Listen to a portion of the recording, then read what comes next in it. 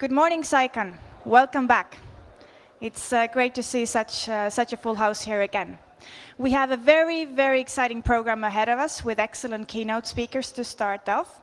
We begin the day with Professor Thomas Reid from King's College London, who will talk about the complicated relationship between humans and machines. And his presentation will also be a special sneak peek to his forthcoming book, which will be published by the end of this month. So very much looking forward to your speech.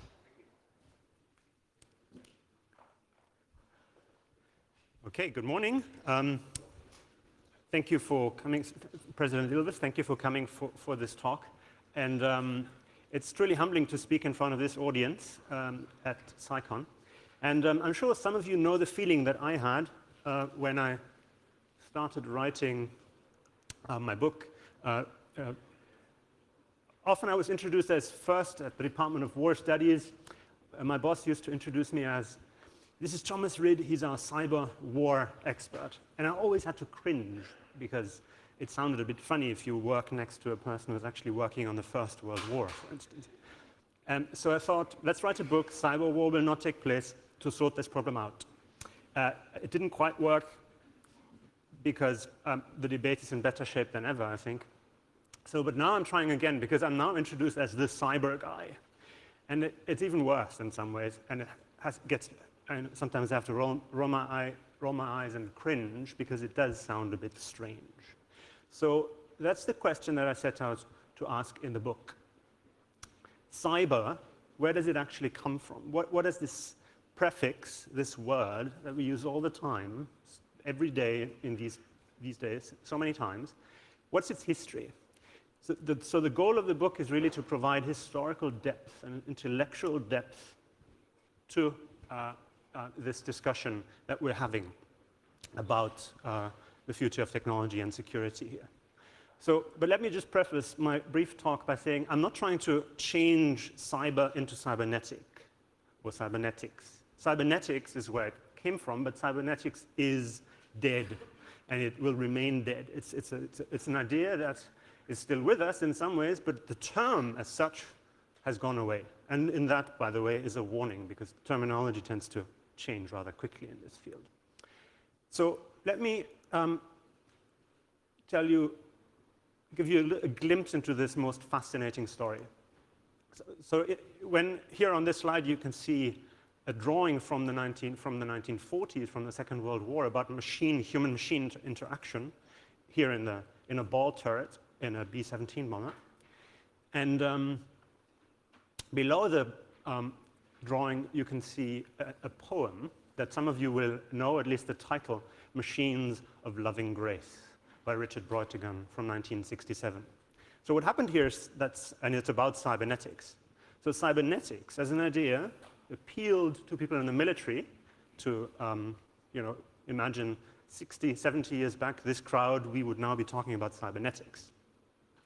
But it also appealed just a few years later to counterculture, to hippies, to the Back to the Land community in San Francisco and California, to basically the West Coast, Washington, and to the East Coast, Washington, and the West Coast, in a strange way. And this tension, this contrast, is rather interesting to study for a historian of ideas. So it started with the air defense problem. Because the problem in the Second World War was that the Germans, or all aircraft really at the time, were now flying faster and higher than ever before. And calculating the ballistic trajectory for anti-aircraft fire, artillery fire, was extremely difficult. And you basically needed computers, first human computers and later machines, in order to make those calculations.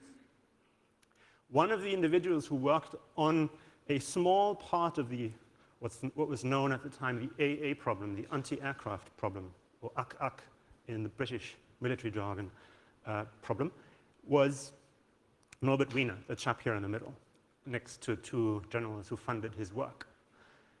And he understood that the plane, the pilot and the plane were interacting in one system. And that was his starting point when he developed this idea of cybernetics. That's Norbert Wiener with his cat, because why not? But no, more seriously speaking, Norbert Wiener, his book was titled Control and Communication in the Animal and the Machine. So this is him with the animal, this is him with his slightly bigger than cat-sized machine, which he called Palomilla. Remember Palomilla, because it will come back in a few minutes. Wiener understood that living organisms, or that's what he claimed, that living organisms and mechanic systems, and this is one of these systems he built, function according to the same principle. And he tried to develop that theory. So cybernetics, the theory he came up with, is really a theory of machines.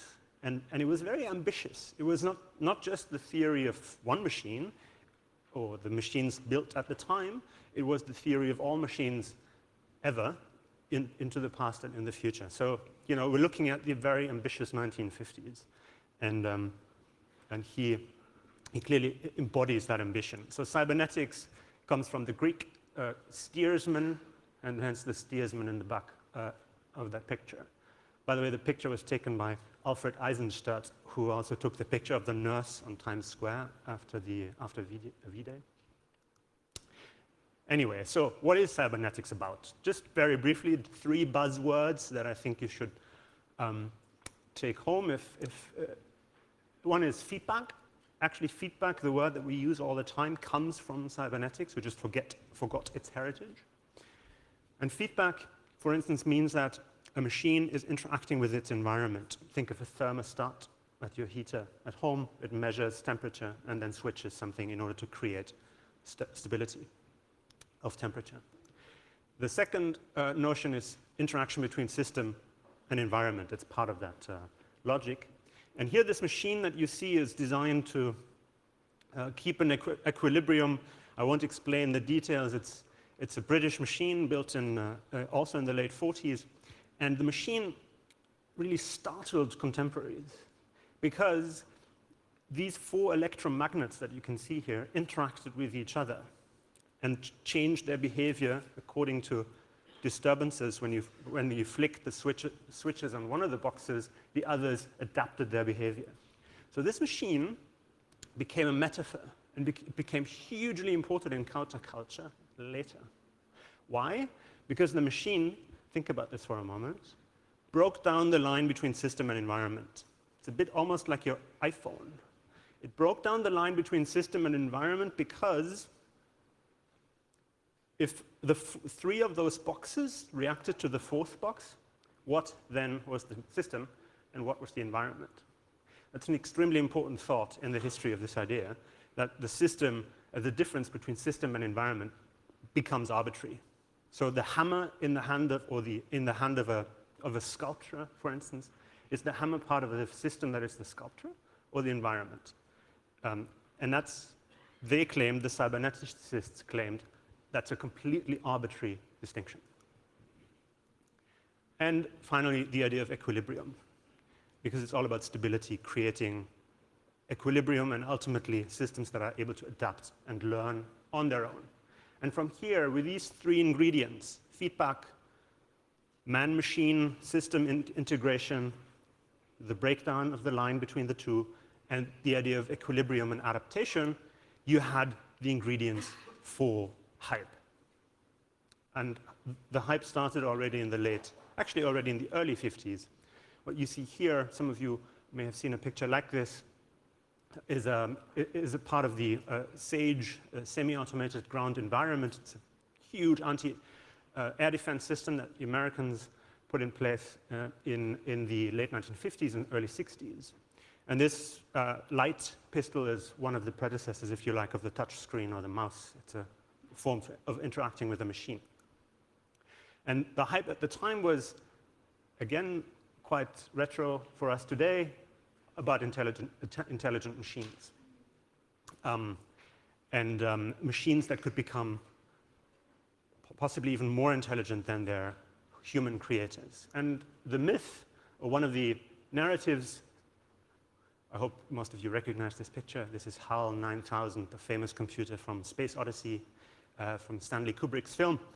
Stanley Kubrick's film is based on Arthur Clarke's book with the same title. And Arthur Clarke was directly inspired by Norbert Wiener.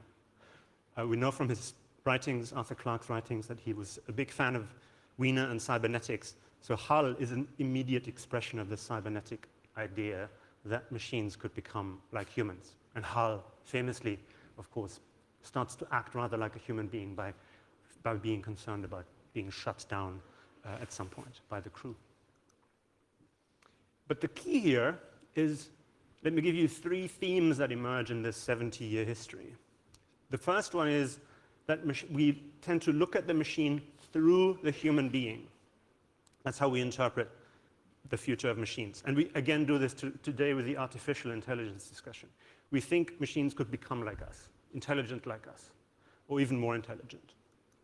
And this is a really super important theme, so I'll pop it up again. Machine looking at the machine through the lens of our human experience. Now, the opposite also happened. This is the most bizarre picture. I always feel bad putting up this picture because it's so horribly sexist. But this is the late 50s, and this is what you see here is an Air Force manipulator designed to handle nuclear material for a nuclear propulsion system. And it's grabbing the arms of this lady because to show that it has feedback mechanisms in its claws and it doesn't hurt this fragile, the fragile arms of this woman. And of course, but it's a human in the machine itself. So this is, if you like, a crude cyborg, cybernetic organism. The idea here was that humans could be enhanced through cybernetics, through machines. And the best vision of this is the idea of the cyborg, which comes from NASA. The idea at the time, this is an articulation of NASA's cyborg concept, was that machines could improve humans to the point that they could practically live in outer space by shutting their mouths and oxygenating the blood through machines, etc. It was pretty crazy, the idea. But remember the craziness. The craziness here is the theme throughout history. It's an important theme. So here, first we have the perspective of thinking the machine through the human experience, and now we have the opposite, thinking the future of machines, thinking the future of humans through machine enhancement. And then, we're now in the 60s, something rather bizarre happens. And that is that counterculture discovers cybernetics. And some of you possibly may recall the Whole Earth Catalog. Can I just ask for a show of hands? Who has ever heard of the Whole Earth Catalog? I'm relieved, a few people. So the Whole Earth Catalog was designed by the crew that created it as a cybernetic feedback loop in print. That was what it was all about. It was a publication designed to connect the community, to connect the counterculture, the back to the land community, by providing a written, printed feedback loop. And of course, that sounds rather familiar because we now call this social media, but this was social media in print. So it's a fascinating precursor to what later actually became social media. We'll get there in a moment. This is Stuart Brand playing with the Whole Earth, which was on the front page of the catalog. Stuart Brand, the chap in blonde on the left, he had this idea that the border between system and environment also meant the border between the human system and the environment, the actual green environment, and founded part of the environmental movement directly inspired by cybernetics at the time. But let's not talk about that. Let's talk about military stuff again. A few years later, the Air Force, also fascinated by cybernetics, this is now actually earlier, in the late 1970s already, the US Air Force has this idea of what they call virtual space, and it's the space inside the machines. This is before William Gibson even articulated the idea of cyberspace. The Air Force was already flying and fighting, if you like, in virtual space before science fiction even talked about it. This is the portal, if you like, that the Air Force developed, a helmet through which you could see the picture that I just showed you. And of course, so the Air Force, this is was designed at Wright-Patterson Air Force Base in Ohio, and is the predecessor of, in case we have any pilots or Air Force people here, of helmet-mounted displays that are common today. For instance, also in the F-22. And the idea here was that of virtual space. Point here is, he had the same idea. Stuart Brand now, a few years later, in the early 80s, came up with the idea of the WELL, the whole Earth electronic link, which was indeed the first social media platform, cybernetically inspired, connecting now the community through electronics, through the internet. And here you have the rise of the electronic frontier in that context. This is Jaron Lanier, who had a similar idea to the Air Force, but his budget, as this picture makes clear, wasn't as lavish. But they made do and developed some virtual reality technology. So some of you, I'm sure, have read about the virtual reality hype of the late 1980s, which is where we are now. And this is really a key turning point in this history, because it's the third large theme, and that what was called cybernetic space at the time by Timothy Leary, famous counterculture guru who discovered the computer in the late 70s and thought this is the LSD of the 1980s, because now you can shape your own perception and shape your own worlds. He coined the word cyberdelic at the time. I thought some of you might appreciate that, because of course, in his mind, the computer had a similar effect to psychedelic drugs. That's where some of that subculture actually comes from. This picture was used in 1987 in the first article to use the word cyber war ever. And again, this is before William Gibson's term was used outside science fiction ever in Omni magazine.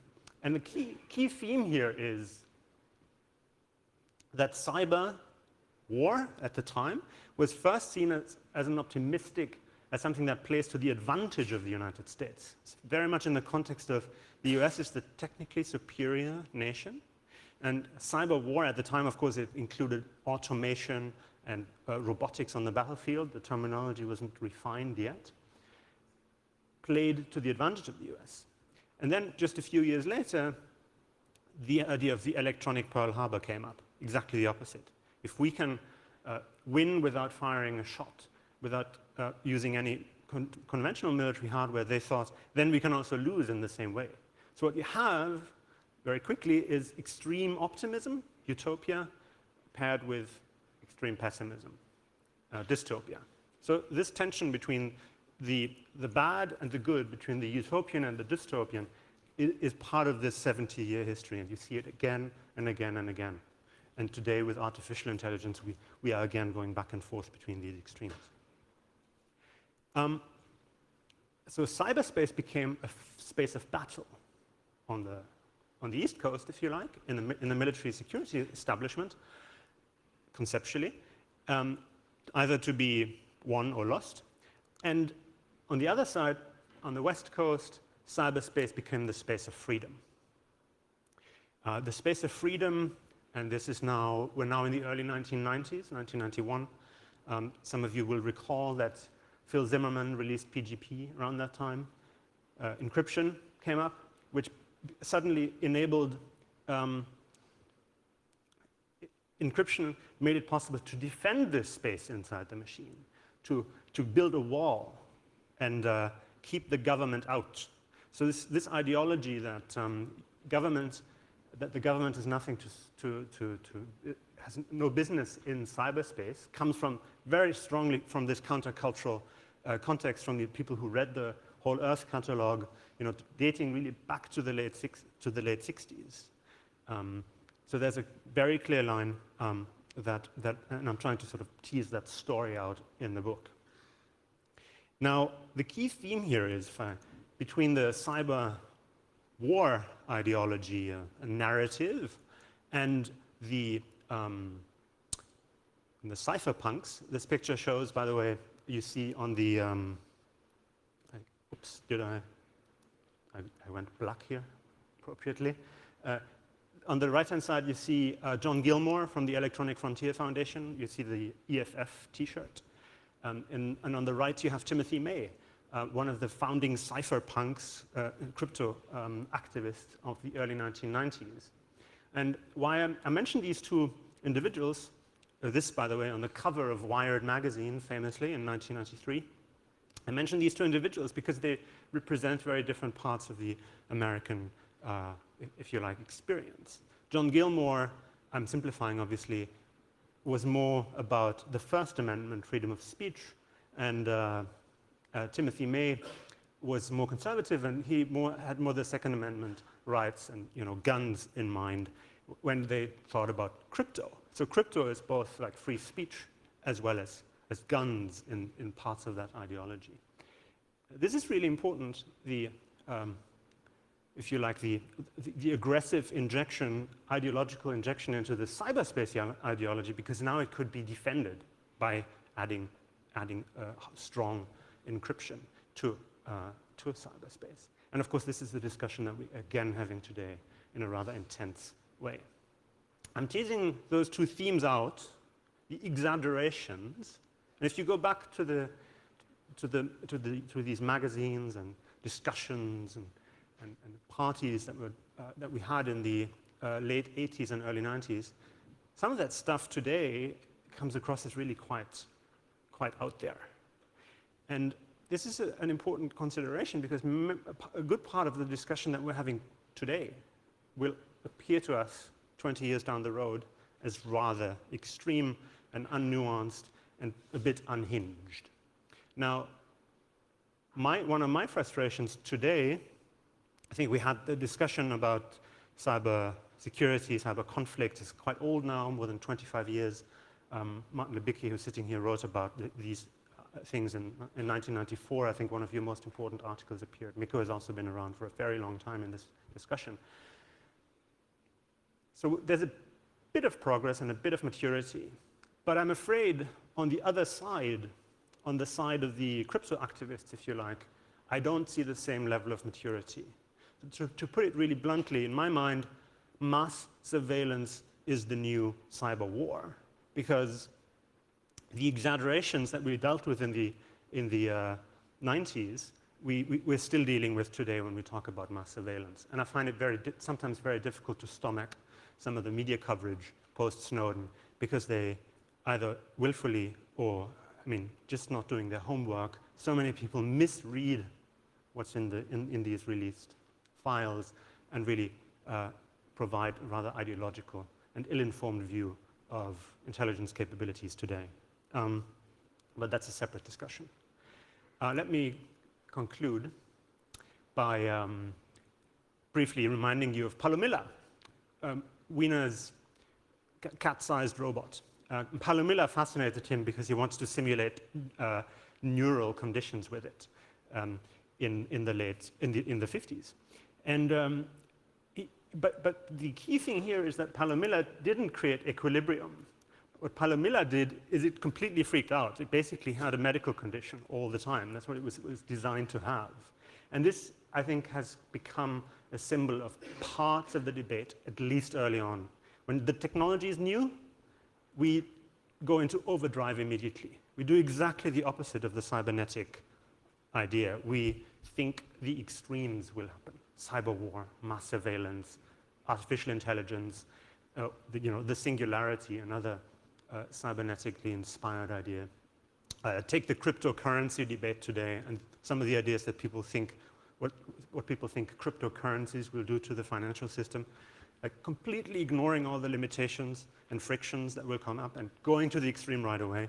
This is a very common theme, and I wrote the book really a bit as a bullshit detector.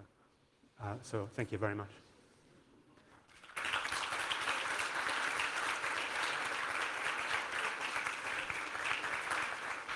I think we have about 5 minutes for questions. Introduce yourself and state your affiliation. And a question back there. For me, it's a bit hard to see, so if you You have to sort of... Oh, there's somebody in the back, yeah. Paul Duchesne, Yeah. Netherlands Defense Academy. Thomas, thank you for your great presentation on the background and the theories behind cyberspace and cyber activities. And I was intrigued by one of your final statements that mass surveillance is the new cyber war. And previously you wrote and argued that the cyber war will not take place. Yeah. So that seems to be a paradox in itself. If mass surveillance is a new cyber war, but cyber war hasn't taken place, Yeah. how do you combine the two? Well, because it's quite simple actually, because mass surveillance is not taking place. No, I mean, I'm serious. Let's look at the technology just for a moment. If we look at, let's take just one snippet, which I think is really important. Many in the audience will appreciate that attention to technical detail is crucial in this debate. Unlike in the nuclear debate, where you don't have to understand detonation mechanisms in order to talk nuclear strategy, here you really have to sometimes understand some of the technical underlying questions. So let's make a quick example, and let me talk about for a minute about metadata in the context of this bulk collection, bulk intercept debate. Metadata, the idea out there is that metadata tells you everything about a human life.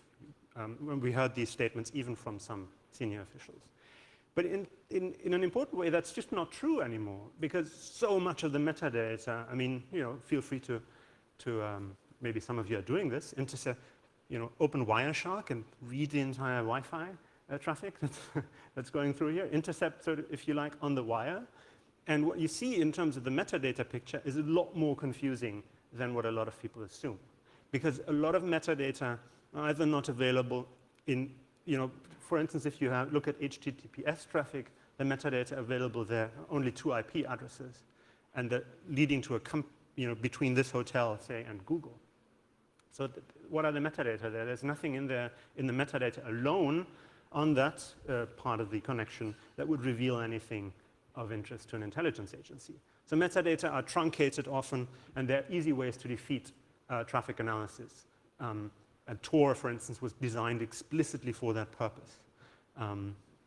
Timing also of these connections, just to state another obvious point. If you're connected to Facebook all day long and you're chatting there, or to another app, Telegraph, Signal, whatever it is, the timing of the communication isn't as significant as it used to be, because you're connected all the time. It pushes information back and forth all the time. So in some ways, metadata analysis is still possible, and metadata still have value, but it's not more than a target discovery mechanism for more sophisticated intelligence operations targeting endpoints. It's not mass surveillance. And I haven't even started talking about some of the difficulties of working with large data sets in this context. So I don't know, I just have this, maybe because I did this work for this book, this aversion to jump to conclusions very quickly, and this mass surveillance debate to me has all the markings of something that we come to regret after a few years, because it's so out of kilter. Sorry. One more question?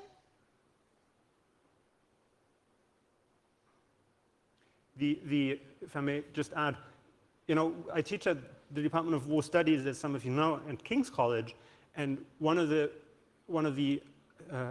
special things about the department is that it has close interactions with people in the security establishment, military and intelligence community, from different communities from different countries, because these people come to us to study. So when I teach, just like here, I just can't get away with repeating some of the stuff on to respond to Paul's question on mass surveillance without having, several of my students either think RID has no idea what he's talking about, which probably still happens, but also just roll their eyes at some of the stuff that's being reported. So I feel, teaching actually is quite a nice, if you like, feedback loop. It makes you more honest and more careful because the feedback is so immediate. I can very much encourage everybody to engage with people in the security establishment, but I think I'm preaching to the choir on this point. I think, thank you very much again for the invitation. Thank you so much. And